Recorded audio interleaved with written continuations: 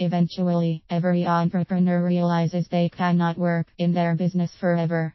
For most entrepreneurs, this is the time they begin thinking of exit. Here are 10 things you should think about before that fateful day. Standardization. The first thing I will like to mention is standardizing services or products. In the onset of a business, an entrepreneur figures things out as he/she develops. As time elapses, the entrepreneur figures out what works and settles into a way of doing business. This usually happens at the zero mark. The problem with this is the knowledge is embedded in the head of the owner.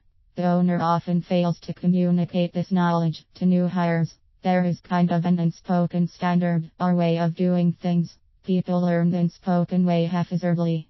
By not standardizing, the owners loses 50% of the value of the business when it is time to sell. Nobody wants to buy a business when all the knowledge is in the owner's head, and if they do, there are usually lots of contingencies tied to the deal. Delegation. Most entrepreneurs have this false belief that they are the best. No one can do anything as well as they do, and without them, the business will fail. This false belief enslaves them into believing they have to work harder than anyone to achieve success. They have a hard time even getting away from their work for 1 hour. The biggest problem with this is you limit your business growth. They are people smarter than you and people who can do the job better than you if you just let them. If you have standardized your systems, delegation becomes easier. All the new person has to do is follow the systems you have created. Knowledge management. Knowledge management is not an issue that can be ignored in the information age. How we share information with staff, customers, and vendors should be very well defined and preserved for consistency. Whether you use an intranet for communication with your staff and external stakeholders or simply a cloud database is irrelevant. What is relevant is that the method you use is efficient in capturing and transferring relevant information. Innovation. Innovation is the development of a new idea or developing a more effective design or process. Innovation could be in the form of redesigning your workforce, upgrading your technology, restructuring your offerings to match customers' taste, etc. Every product has a life cycle. A product goes from growth to mature phase and finally hits a decline. Innovation is required to stay competitive. If not, your product life cycle becomes your business life cycle. Keeping track of the external environment lets the entrepreneur see what processes, products or services need to be developed. As an entrepreneur, you should be a member of a trade association in your industry, read their magazines, and keep track of new developments. Keeping track of industry trends is important to your future existence. The external environment is consistently changing, and the only way to build a sustainable business is to innovate. Financial systems. The financial plan of most business owners goes as far as purchasing QuickBooks and once a year completing their tax return. If they are more prudent, they might look at the financial reports developed in QuickBooks monthly. While this is better than nothing, business owners can do a lot more in improving their financial position by investing in better financial systems. For instance, what controls do you have in place to ensure the information in QuickBooks is accurate? Just like anything else, if you put garbage in, you get garbage out. Moreover, what about the structure of your financial accounts? Are they capturing the information you need? When you look at your financial reports, do you have answers to the most critical factors affecting your business? All of these questions are addressed in the way your financial system is designed. Investing in having a professional design the system is worth the headache you will save down the road. Moreover, be careful not to commingle funds and keep your financial records as clean as possible. Good financial records are worth a lot when selling your business. Planning and budgeting. Planning and budgeting is the process of telling your business where you want it to go rather than it telling you where to go.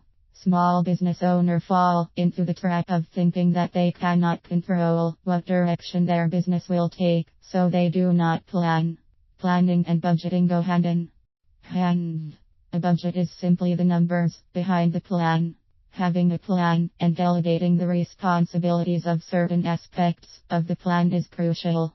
With a plan and a budget, you can plan and execute on your business goal. Also, business buyers like to see a history of business planning and budgeting. This increases the amount they are willing to pay, as they are less anxious about being handed down a sham. Developing key metrics. Once you have a plan and budget in place, you need a way to determine if you are on track. Metrics are used to measure how things are going. Usually, metrics are measured against a budget developed using a strategic plan.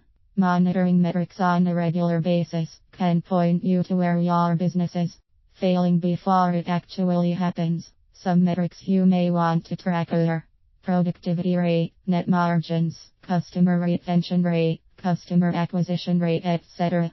Tax planning. Taxes have a big impact on what percentage of your net profits you keep. Tax planning should be done before you sell. By structuring transactions differently, you might be able to save more money on taxes. Do not wait until after selling to decide what you will do for taxes. When you get your cash after sale, you will be rest assured you have taken the best possible steps to minimize your taxes. Exit planning. Most business owners do not plan for the day they will leave their business. They work until the day they determine they are burnt out.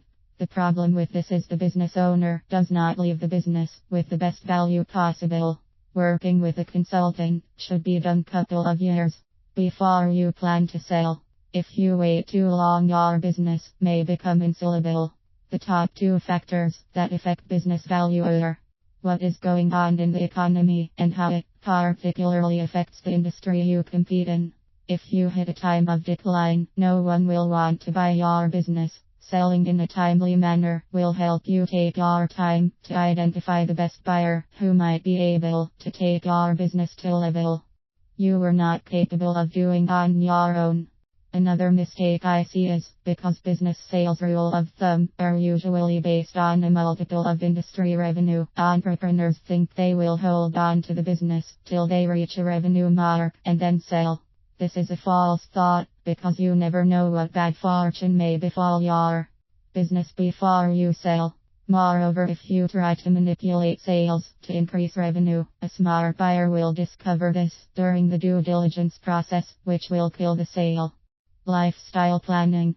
Business owners have the propensity to work without giving much attention to their personal lives. Lifestyle design should be integrated into the lives of business owners, if not, burnout is certain.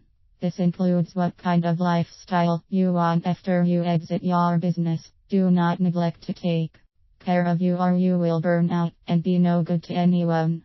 You should have a system of rewarding yourself at specific timelines in your business. For instance, I take frequent vacations, and this helps me renew the love for what I do. Do not make the mistake of thinking you will retire from your business and spend the whole day on the beach or playing golf. If you have spent your life working hard to build a business, you will get bored with just sitting on the beach doing nothing.